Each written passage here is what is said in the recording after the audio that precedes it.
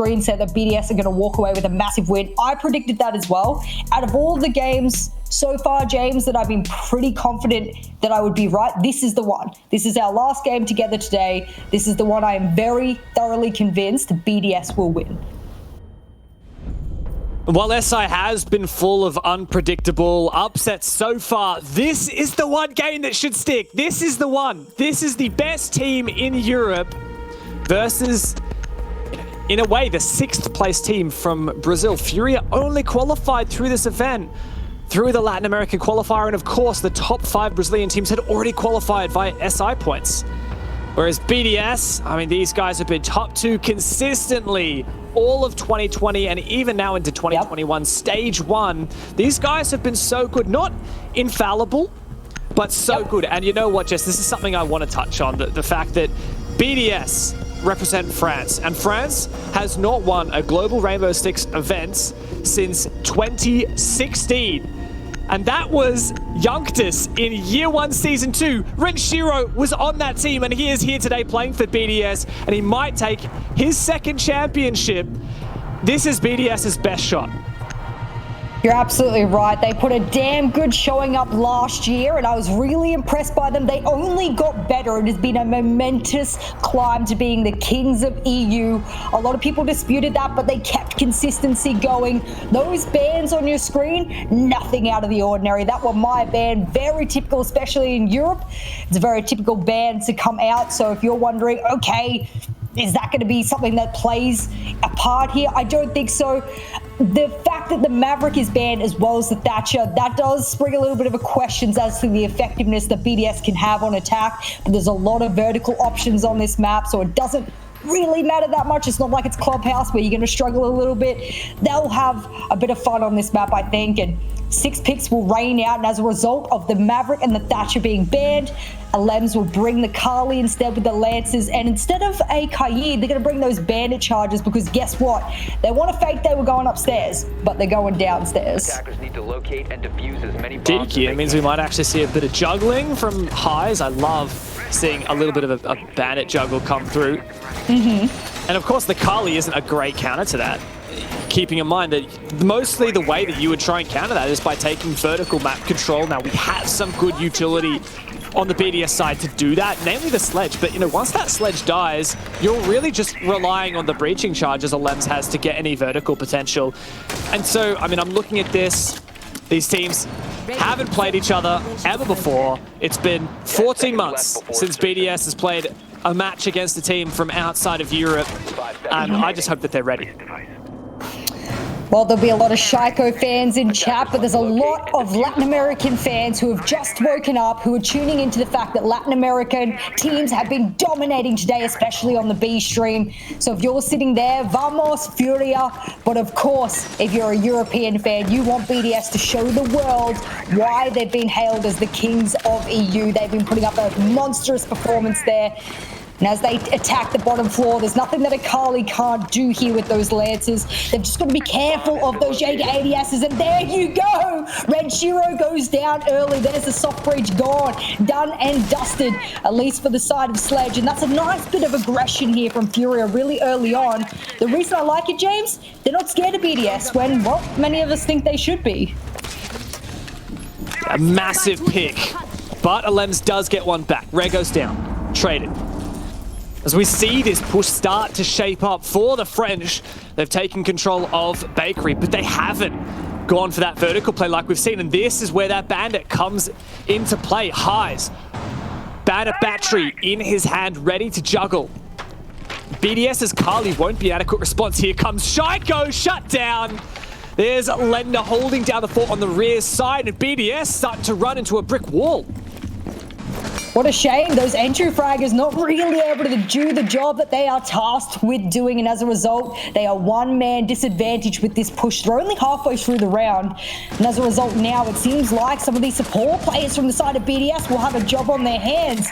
Rafal might know that he's down that player, but with no points on, you can't be certain, so he'll keep peppering the shots of the AK, and Alem says SPS and G9, yes please. He'll make an entry ball, and as the trick goes off, surely he beats, he can't hear it. So close, Alems is in such an aggressive position. He's taken out. They got away with murder.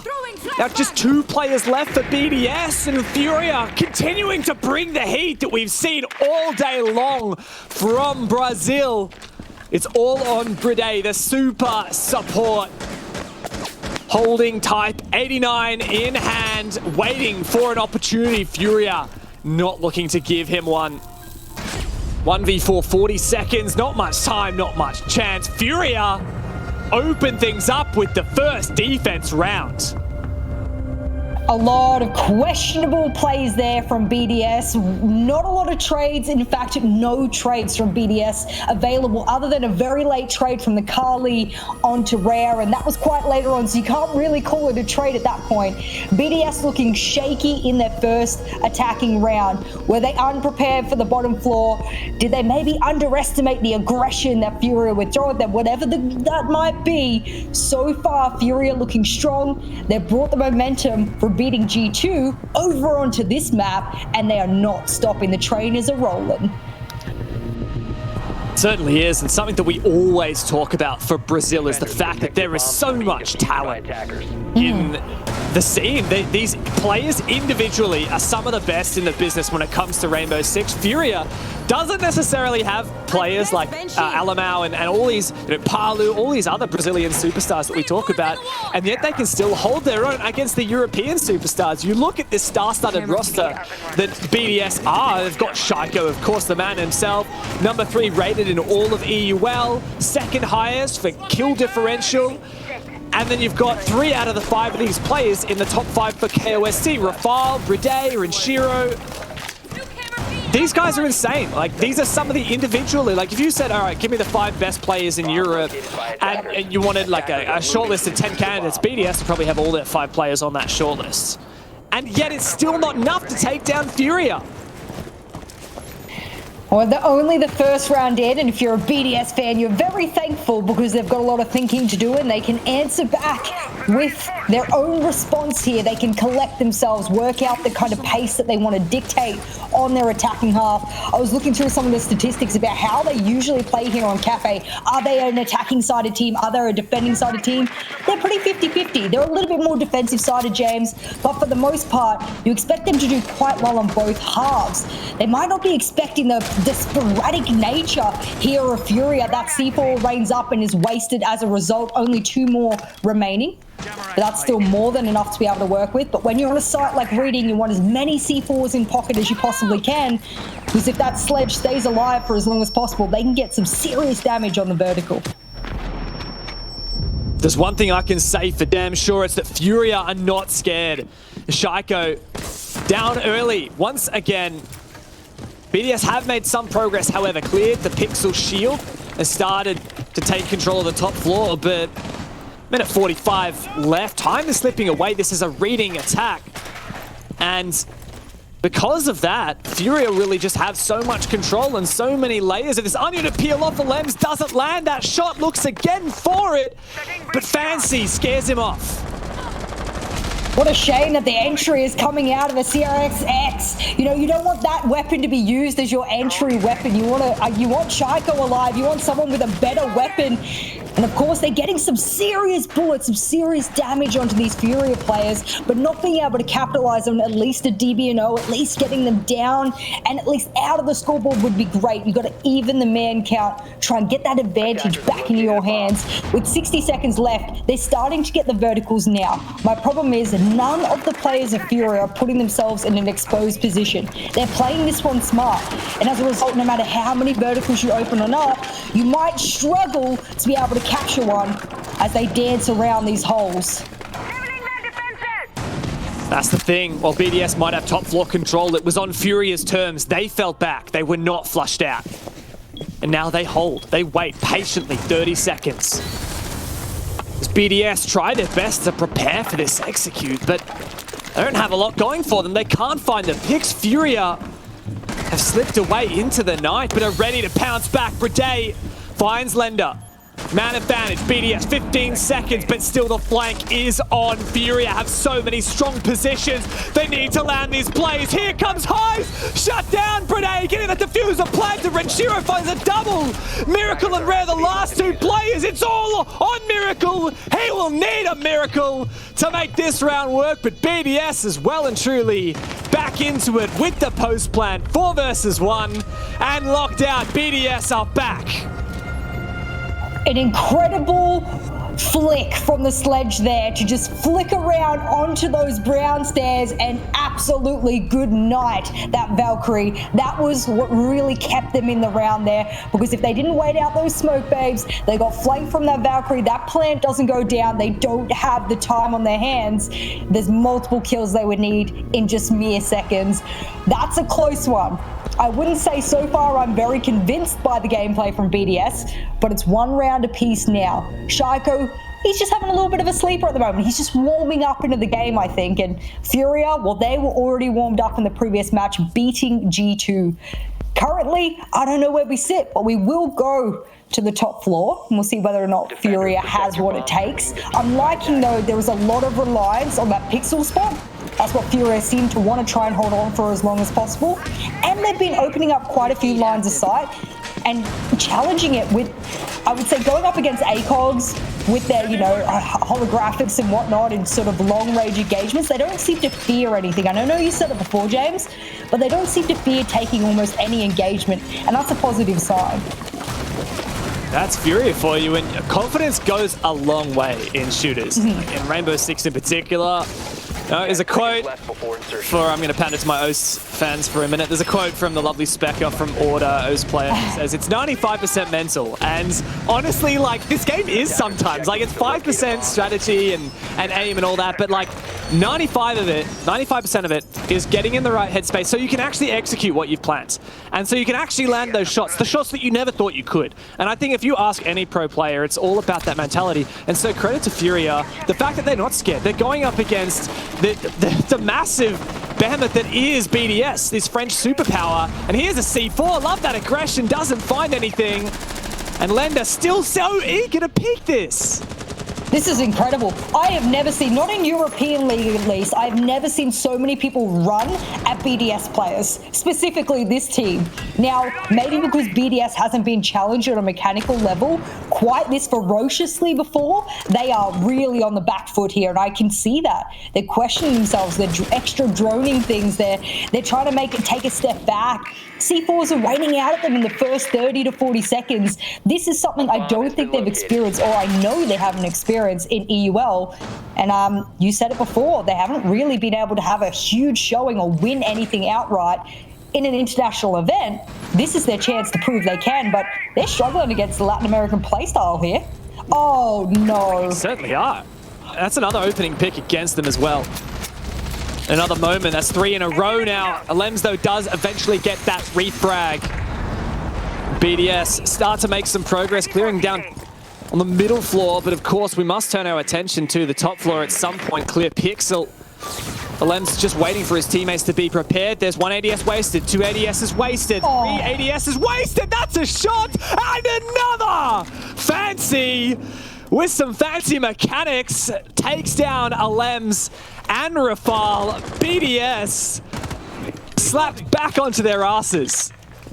You know what? You know why that was so impressive? Not the shots, it was the game sense for me, James. He knew that once they'd thrown the third ADS, they would know it would be cooked, or rather the third flash to cook the ADS.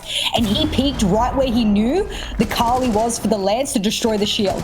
And then he swung onto the other window where the remaining player for the trade was. That game sense paired with that mechanical skill, this team is incredible to me. They are on fire.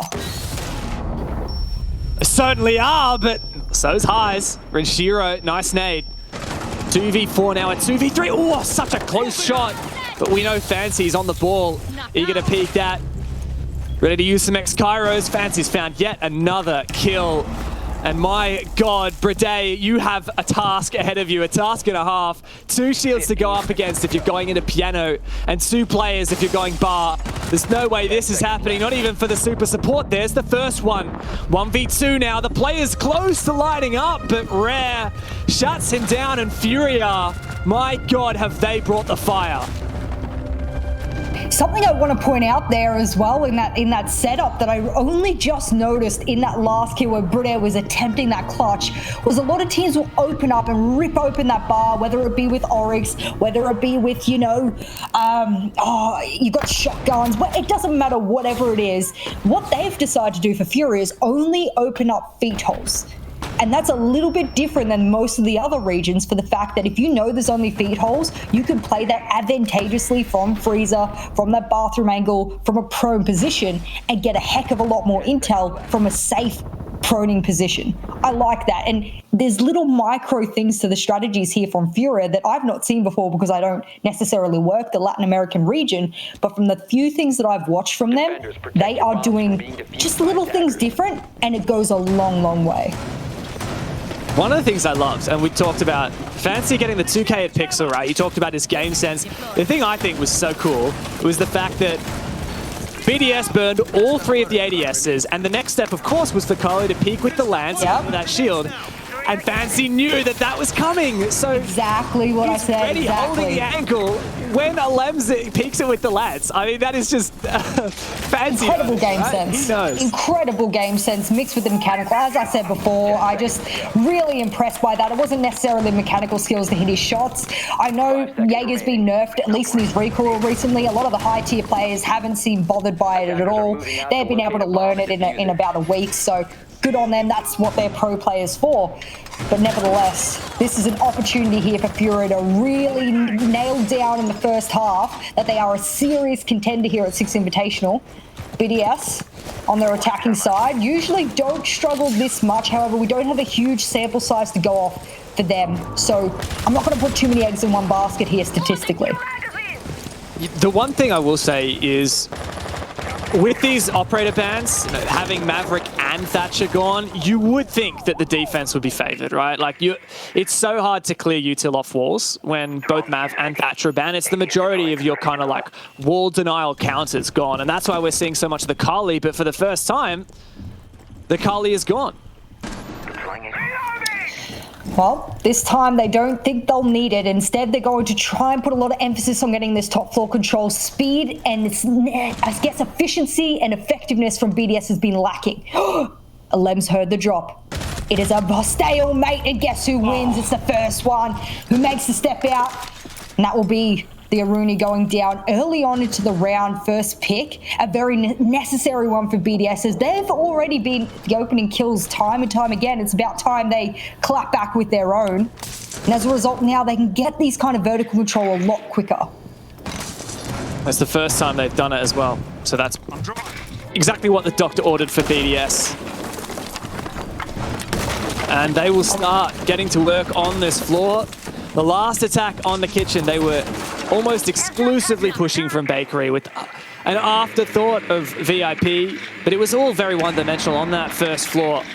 And now they're over on the map control take, ready to get this vertical game going. I think it's the right play here. Absolutely. We said speed and efficiency was of the essence here. Alems, he is on a roll. He's taken all of that anger and absolutely put it into the Shift W button, got himself inside the map in record time, and then made sure he used all of that mechanical skill. It's good because I can hear some of those sledges going off above. Miracle, yet again punishing Shaiko, and Highs, he'll punish Alems, who made a couple of those entries and did a damn good job. Unfortunately for BDS, this looked like the most convincing round, but Furia telling them, well, doesn't matter how convincing you look, there's nothing you can do. 25 seconds. Still 3v3, winnable for both teams. BDS looking for this execute. Flashbangs to cover.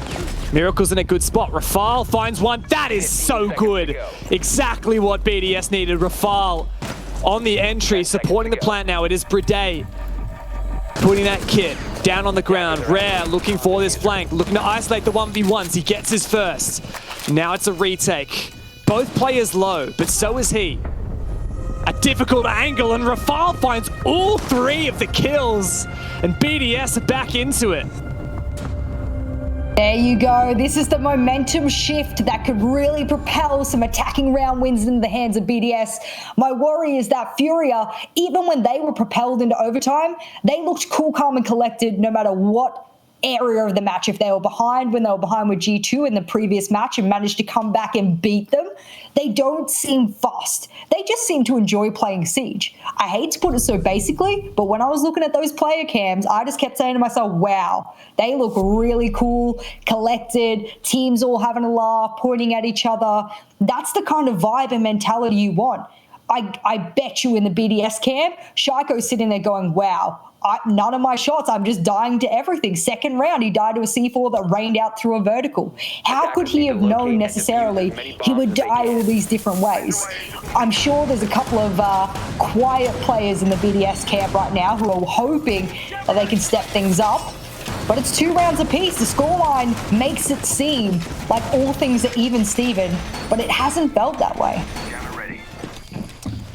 Yeah, I think part of that is our expectation that BDS would run away really convincingly, and the fact that Furia won those first 2 of the first 4 rounds, and quite impressively, maybe got us a little bit too excited, but obviously it's still early days. Don't want to write this story before it's happened. Either way. And of course, I do think you bring up a really valid point for BDS. The fact that Shaiko's been a bit asleep at the wheel. 2 rounds he's been the opening pick. And obviously yet to find a kill, and he's died every single round. The question is this actually a good thing? Does this tell us that, okay, well, BDS are still managing to keep pace with Furia, even without Shaiko, right? Like, what happens if Shaiko starts to play like he normally does? Maybe this would actually not be such a close game. We just need to unlock that potential from him. I mean, for those who don't know or haven't been watching the EUL regular season, if you look at BDS, other than Shaiko, who sits well above the rest of his team in a 1.24, all of the rest of the players sit within a 0.04 rating of each other. Bride at 1.05, Renshiro 1.06, Alems 1.08, as alongside Rafale. They're all within the closest range of rating amongst any EU team throughout the entire team. So they are incredibly closely rated, other than Shaiko, who has a plus 34 in KD, which has propelled him quite highly in the rating. Way more primed. Yeah, he's definitely a fragger. Droning, isolating this roamer. Lender, he was the opening pick last round. Shiro just doing some util clear upstairs, good stuff. Alems, close to finding one. Looks like BDS for now, they're just slowly but surely clearing util. And starting to also keep an eye on this roamer as well. Not hard pushing as of yet though. No need to. That C4 rains out, doesn't connect on anyone, but it provides a really key line of sight, one that Shaiko's already died to before. So he needs to be very careful. Last time a C4 was tossed up through that very vertical. Now they need to be careful that they don't fall prey to all of these SMGs that are on the side of Furia here. The first one to pop out will take Renshiro's life, which is a bit of a shame because the more verticals, the better. And now they have to be a little bit picky. Oh no, he'll toss down that concussion. It confirms that someone is there, and a C4 rains out to give a little bit more of a vertical opportunity for BDS. My problem is now, are Furia going to continue to challenge these, or do they step back like they did last time and play this smart? Because for BDS, they don't necessarily have all the lines of sight they need. They're having to pixel peek things. Thing is, last reading attack, BDS managed to pull off the 3 vs 4 execute, even though they were down. And it looks like if they dot all their I's, cross all their T's, they might be able to make it happen again. Lender taken down. Bride opens up this thing. 4v4.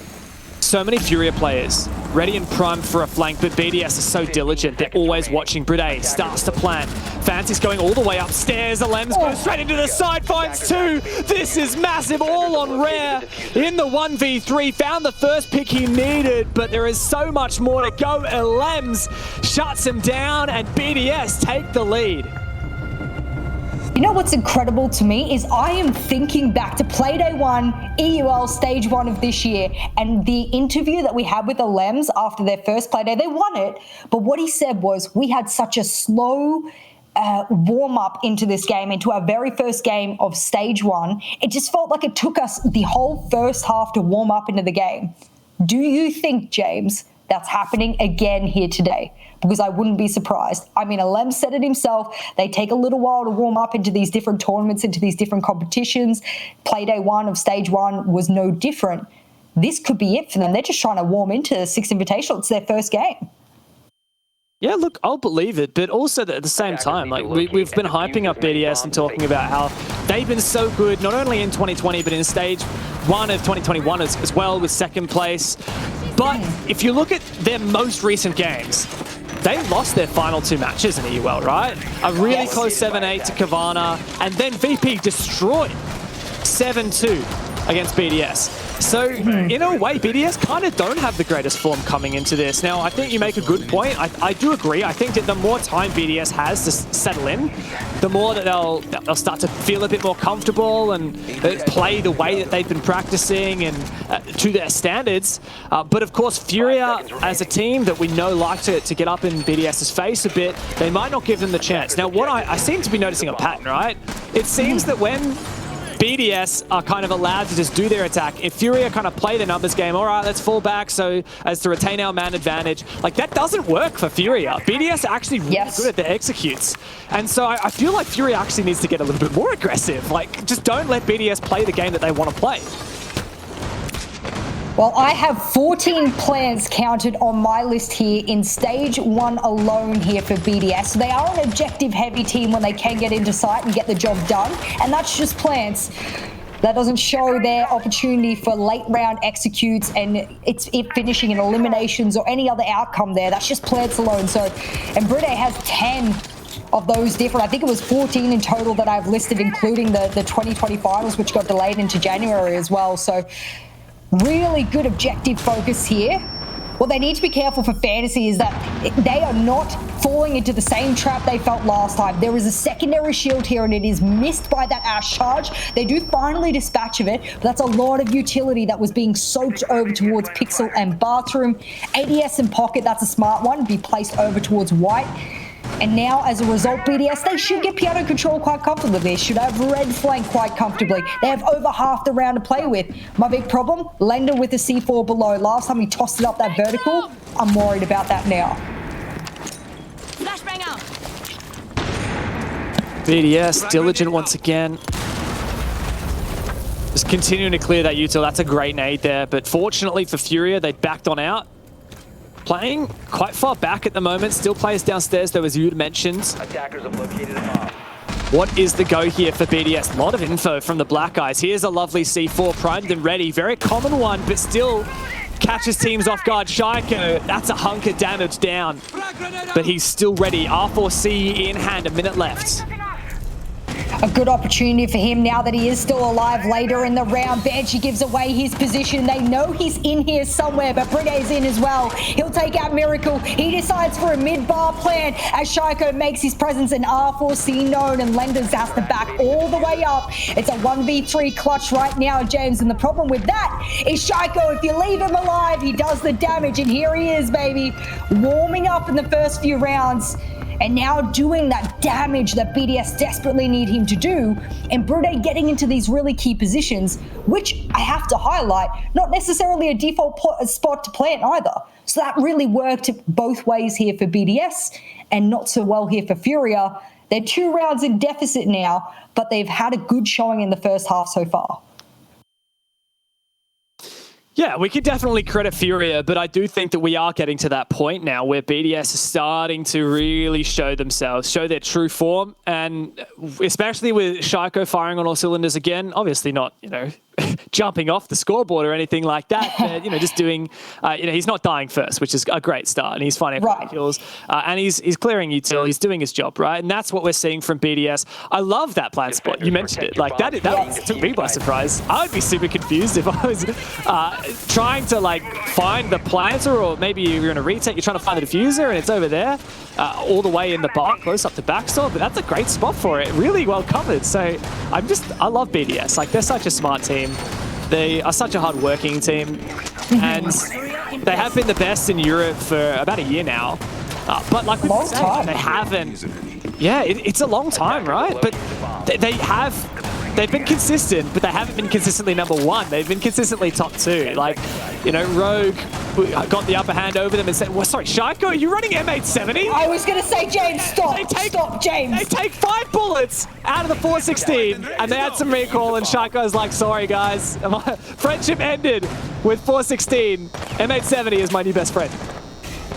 Too much recoil. I go to shotgun now. I get up close and personal. Speaking about up close and personal, Alem says goodnight. And Highs get sent to the high heavens. A beautiful headshot with the DMR there. And geez Louise, what are we going to see from BDS in this half? On their defensive half, we've got an M870 shotgun. We've got a spawn peek with the DMR. Nice little double tap there over under the head of Highs. This is exciting, Siege. Certainly is BDS showing themselves. And, I mean, that spawn peek is just so good. Alems has been having an absolute monster of a game as well. Now BDS just being textbook. On their defense, they can hold on for as long as possible. As Furia, like, the onus is on them, right? But they've already lost one of their players, and they've already lost all the utility that comes with that, Sophia. It's a lot of utility, isn't it? Especially on a site like top floor when you got to take pixel, when you got to deal with a lot of that. They're going to have to be very glad that there's 3 Ash charges to work with here. Nice little skinny little hard breach made there so they can keep the rest of those X-Caro pellets to work with. The only hard breacher on the side of Furia, so that's why they're trying to conserve as many X-Caros as possible. No! A shoulder peek out from Shaiko, and he knows at that range he's not necessarily going to be able to get the kill. He'll be flashed out consistently here, and oh, no one is there to help. Actually, Bride is. Take it back. Furia struggling to contest. There's Clash as well, an ever-present hindrance. Shaiko patient, not taking the long angles smartly. Rare knows a flash to come through. This could be Shaiko's end. What a play, but Shaiko down, not out. Surely there's some pressure from the rest of BDS. They've been so tight on each other, trying to refrag. And Rare finally finishes off that player. Great use of the stuns. No ADSs to protect. Now Furia have 50 seconds to mount a push. Oh, a run through that Surya gate there. Not sure that was too wise, and I think he had accidentally messed up some of those X-Caros on the wall, but he does have to crouch through it. Oh, good use of that Maestro cam there. They do finally dispatch of it, but I believe there's one more that BDS can play with here. When you're in a 4v5, 2 smoke babes, 4v3 rather, and 2 smoke babes in hand and only 20 seconds left, James, there's so much you can do.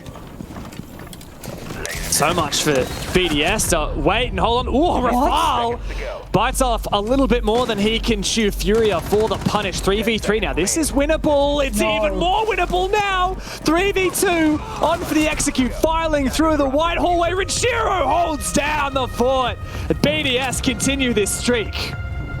You know, Furia has to go through layers. I'm going to call them mini games. Furia has to go through all these mini games with BDS now that BDS is on their defense, which is their strongest side statistically by, I'm not going to say by a long shot, but it's quite a high win percentage that they have on their defense. And they go through these mini games throughout the round. They go through the first layer of players and utility, and they've got to get through everything. Those Syria gates were a problem, and they had, you know, Shaiko with the shotgun right at red door. Once they get through that first mini game, they beat the first boss, then they've got to go through the next boss of Alem, so on and so forth. But then there's a final boss, and that final boss's name is Rinshiro. And by that point, you've lost all of your health, you've used all of your potions, you have nothing left, and it is just him with an Elder standing there pressing mouse 1, and it is terrifying, because if you, in the last 10 seconds of your round, are hoping to win based off an Elder shooting in your direction, not having to let go or reload, it's almost impossible. So that was a good round for BDS. Furia, I actually thought they might retake that one. That was a really good recollection in the late round. But I'm on the edge of my seat, because whilst the scoreline says 5-2, James, it has felt a lot closer than that. Yeah, it certainly has, but at the end of the day, the scoreboard is what matters and what's get you either that point on the standings or that little 0 next to your name in the column. And of course, it's BDS first game of the day. Furia already had one victory over G2, but it was that 8-7. Attackers are moving to very, very close one. Now, fortunately for them, the way that the scoring works, they just get 1 point straight up. It's not like, you know, your EUL, NAL, BR6, APAC leagues, where you get 3 for a regulation win, 2 for an overtime win. No, it's just simple. You win it, you get a point. You lose it, you get nothing. And for BDS here, honestly, I do think, Jess, like, I know they're only up 3 rounds, but it is really just starting to feel like they're running away with this. I don't really see Furia coming back here. Oh no, the M870 didn't work for Shaiko, so he says, you know what, bring the Vigil. I don't want them to know where I am. So I'm just gonna, you know, pop my gadget when I need to, play aggressively here. And that's gonna work really well for him, I think, because he hasn't necessarily been able to get away with these close quarter engagements that he's been trying to force Furia into. I actually complimented them on the last map for being able to play really smart and effectively with their long range weapons on attack specifically. He doesn't have an ADS here. If this is a perfectly cooked grenade, this could be really dangerous. And I think it was just primed. Lender's trying to warn him that there is a grenade in hand, and they are trying desperately to wallbang that minibar number 2. And of course, they're not going to be able to get to it. There's quite a lot of layers to it. So as a result, unless you impact it, you won't get what you're looking for. But Shaiko, he doesn't seem dissuaded at all. He wants this position. Yeah, I mean, it is Shaiko's position. I've heard people call out in ranked. They call this spot Shaiko because he is so well known for it, and he is so good at contesting that skylight, at contesting shot, but the nade says, see you later. You can have naming rights to the support phase at the moment, and Furia starting to really turn up the heat. Renshiro holds on a bit longer, but he's going to drop and get out of dodge. Miracle's in a really precarious position here, and the reason I say that is he could do a lot of damage from there if he wanted to, but they don't have the diffuser in hand. And if you look over towards the side of the screen, they need a little bit more top 4 control. He's still got one more air jab to play with. It'll be really important that they get the numbers upstairs to get the vertical control. They have less than a minute left. I'm going to be honest here, James, they don't have enough time to effectively get vertical control. So if they do try it, it's only going to have to be one person. You can't commit any more people to this. There's not enough time. This is surely going to have to be an explosive execute for Furia. I see no other way for it to happen. 2 C4s still for BDS. Renshiro, ambitious prospect up the white stairs. 2 players on site. BDS stacked together. Furia do have the numbers though, and simple math says if they can push in and refrag, they'll have this. They find the first one. BDS really have to step it up now in the 2 versus 4. Brede has no C4, Renshiro does. He tosses it over. Doesn't find anything. A wonderful shot from Furia. All on Brede, but the diffuser's not being planted. High starts to get it down. All on Lender to cover, and he does. And Furia are not out yet. Who's got the more effective SMG-11? That's what this one was. Look at that. Oh, where's the headshot? Hello? That should have been a trade at the very least, but Brede, he doesn't get anything, and it wouldn't have mattered either way. And that was a good try there from Brede, who, if we look back to pretty much exactly a year ago, just less, was putting up the highest amount of clutches ever recorded in EU Pro League for a team. He was putting in a mass amount. I don't have the numbers on me right now, but I remember sitting there going, this player is unbelievable. I think maybe Hysterics from APAC, he also had quite a lot last year. It was an unbelievable amount from some of the support players like Brede that they were putting on the board. He was an explosive player last year. He's quieted down a little bit this year, but I think that's because Renshiro, Rafal, Shaiko, etc., they've been stepping up quite heavily. So you can't always be in the spotlight when the rest of your teammates are always, you know, vying for it as well. Nevertheless, we've seen Furia come back from a worse position than they're currently in now. Look back to the G2 game. If you haven't watched it, unbelievable. Furia walked away with an OT win and devastated G2's chances of a win today. As a result, now they're looking to do the same to the other European team. And they can very rightfully do it here. They're just going to, you know, pull out the counters. Yes. There's no easy way out of this for either of these teams, right? Like, of course, Furia playing against BDS. There's no secret to beating BDS. If there was, then I'm sure that EUL would be paying it. But of course, at the same time, while Furia is not a highly rated team in the global standings, they didn't qualify via SI points. They came through the open quals, and they're still making a ruckus here at SI, which is just unbelievable. And the fact that they're even competitive with the best team in Europe right now is insane. And like they're not just competitive, Jess. Like these guys could take this. Obviously, down at the moment, just 2 rounds, but it is they can only definitely 2. come back. Yeah, and like I theorize maybe the Thatcher Maverick ban made this really hard for the attack, but Furia last round, like a bit of a slow start, but their execute was fantastic, and I really don't think that they were affected too much by those bans. I think they've got some punch packing in their attacks. Good to see some hot drones or live drones, depending on your terminology for it, going in front of a couple of these players to get that top floor control. Mind you, the site is all the way downstairs, but BDS have extended themselves quite heavily across the map. A couple of reinforcements that have led Furia to believe that they are extending themselves all the way top floor. At the moment, no. They've rotated down ever so slightly. You won't see as many players. C4 gets wasted onto highs, and rather not wasted, it'll take a little bit of a lick of his damage. And this is what I mean by the players who were top floor, now rotating down. And as a result, they're trying to do damage, but they're getting absolutely peppered from the verticals that they've made. Good trade coming out, but Bride's already done massive damage onto that sledge, which, let's be honest, James, would have opened up a lot of the floor there for Kitchen.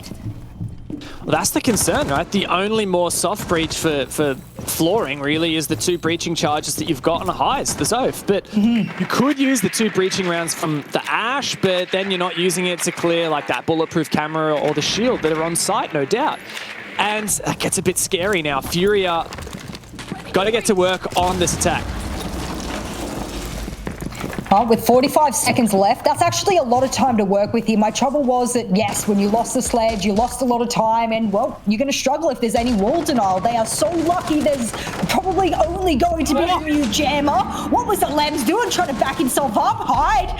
But that didn't work out to his favor, and Shaiko, haven't seen him on the Malusi for a long time, but Furia sets him into the ground, and as a result, now it's a frag fest. You got a 3v2. BDS has time on their hands. That's their 3rd teammate here. Drop Rafal has to hit his shots. No. Don't turn your back, buddy. You've got to hit him, and he does. And they've dropped the diffuser on the hatch. It's a 2v1, James. They have to hit their shots. Oh, and there it is. Worried. That was a miracle if I've ever seen one. We weren't worried. And Shiro. I'm terrified right now of Furia, Jess. I am absolutely terrified of what they can do, because even when BDS have a fantastic roam, even when they delay time, even when they find a pick, Furia are there for an answer. Oh, the moment the Echo turned his back, I thought to myself, no, where else do you think they're going to come from? There's still a Furia gate on the double doors. The wall in freezer is not open. The only thing open is the freezer. They can't come from anywhere else. Hold your gun sky high, my friend. That could have been a different outcome as a result. And now Furia are slowly closing the gap the same way they did in their previous matchup against G2. If there is kryptonite for European teams, it's Latin American teams, and they're showing it here today. That's for damn sure. One step closer to evening this up. BDS only 1 round away from that match point, but Furia is not making it easy for them. In fact, Furia is making it a headache.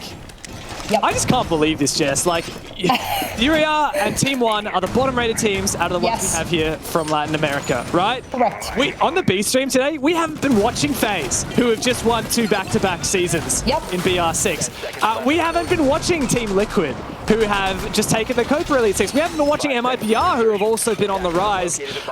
This is just crazy to me to consider. And even NIP, I didn't even mention NIP. You know, that team that were runners-up at 6 Invitational last year. Oh, yeah, that team. This is just ridiculous. This is unbelievable. What Furia and Team 1 can accomplish. It is unbelievable, the firepower in Latin America, and I didn't underestimate them coming in. It's not that coming into it, I didn't think Latin America wouldn't make the finals. I just didn't expect all of the teams going to have such an impact. I thought it would be top heavy. Yes, I thought it would be Team Liquid and FaZe, maybe a little bit of NIP here and there, but I did think it was those two teams who would run away with predominant amount of wins. Now I'm eating my words, and you know what? I'm happy to eat them. I'll eat them every day of the week, breakfast, lunch, and dinner.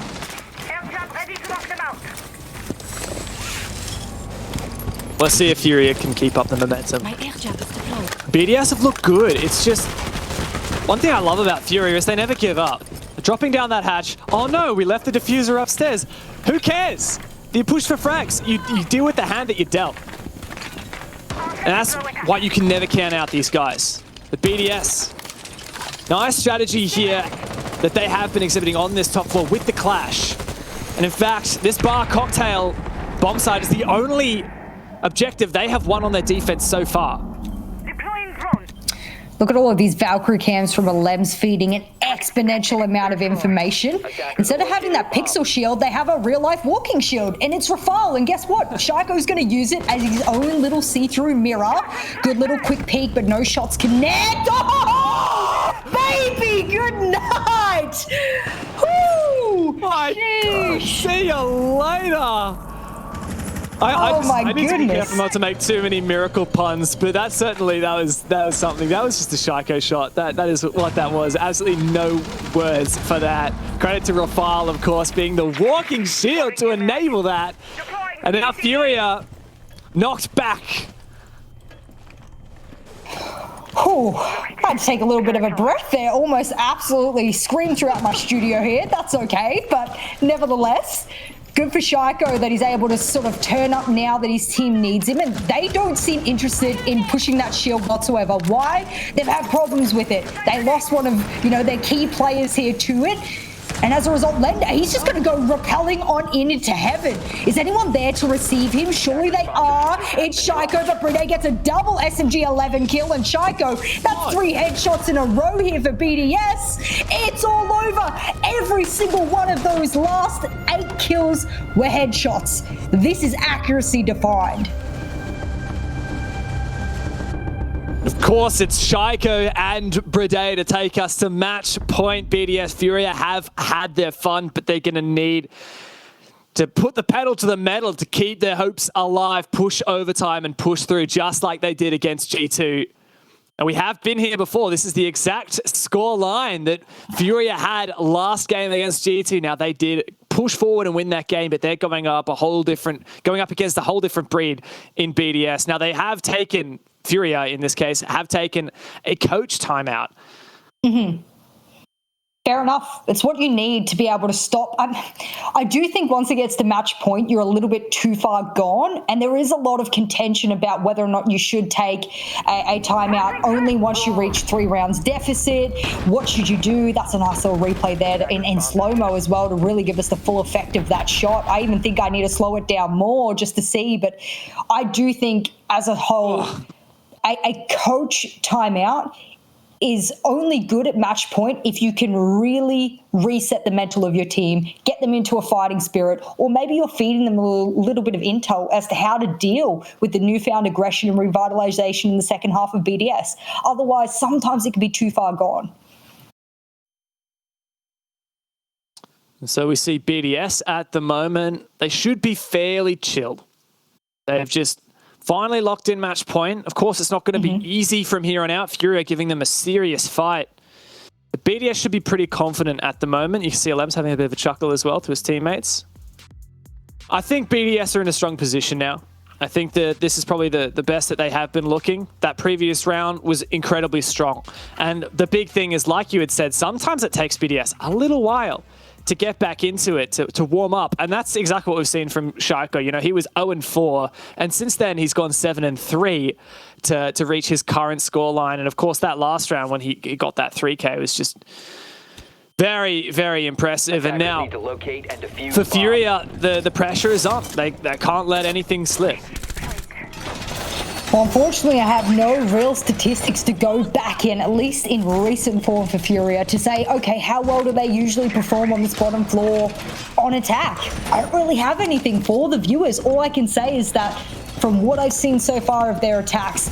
Late round, it looks like they can pull something together, not quite as convincingly as BDS does in their late round on attack when they're out of time, but I don't want it to sort of feed down into that. I'm wondering, and looking where Renshiro is now, I'm wondering if they're going to do that extension they did last time they held this. They put a reinforcement upstairs and another one over towards Fireplace as well, and they're making it seem to Furia that they are roaming heavily. Whether or not they fully commit to that or not is yet to be seen, because maybe they just want Furia to take their time. You know, force them to drone out top floor, force them to then have to equally drone out second floor. Maybe they'll get caught in a pest or two. That's a good time-wasting tactic on a big map like Kafe.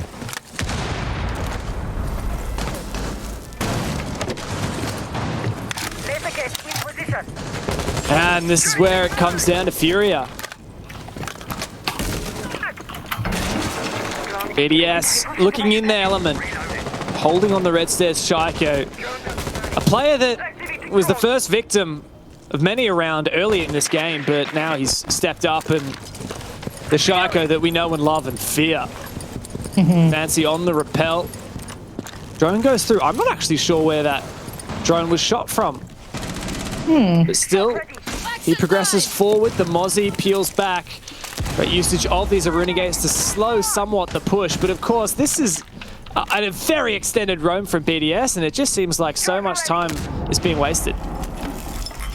Well, they're going to commit some of these C4s below, as we saw them do last time. This strategy hasn't changed by any means, but they're trying to get some early kills so that once they get down to the second floor, they're missing something like a sledge or something like the breaching charges from highs. That's why they're using the verticals. There we go. Alems is able to get that early pick. I don't want to say it's just onto the Nomad. That's the pick they were looking for. The sledge out and done and dusted. That's what they managed to get last time they held bottom floor. It's a huge pick. Hatch is already open for them, but if you hold that drop, it's all yours. So I do think when they are limited to only a couple of breaching charges and ash charge, they're not going to be able to do too much. Highs is going to commit one whole one towards the red angle instead, and the other one will be committed towards that sort of sinks area. And as a result, now all they've got is one ash charge left. Attackers have located a bomb. Bit of time to work with, but like you're saying, not a lot of that util. Fancy didn't bring breaches, brought the Claymore. He's going to get punished for it. Here comes the breaching round.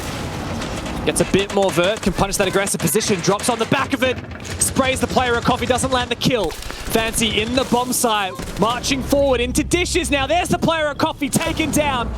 This is the chance Furia have been searching for, but BDS, they have the Yokais. They have a C4, actually no C4 left. Shaiko pushes on in, takes damage. Can't find the player at dishes. There's maybe a chance here for Furia. 20 seconds left. Rare pushing down that diffuser. Here is the Yokai ready and waiting for Rafal. And the second one coming in as well. Rare doesn't have eyes on it. Shaiko finds the pick. This could be it for BDS. High's going to have to go massive. But BDS isn't going to give him anything. The Yokais may well win this round. Shaiko closes it. And that is BDS shutting down the Latin American dream and taking their first map here in the 6th Invitational.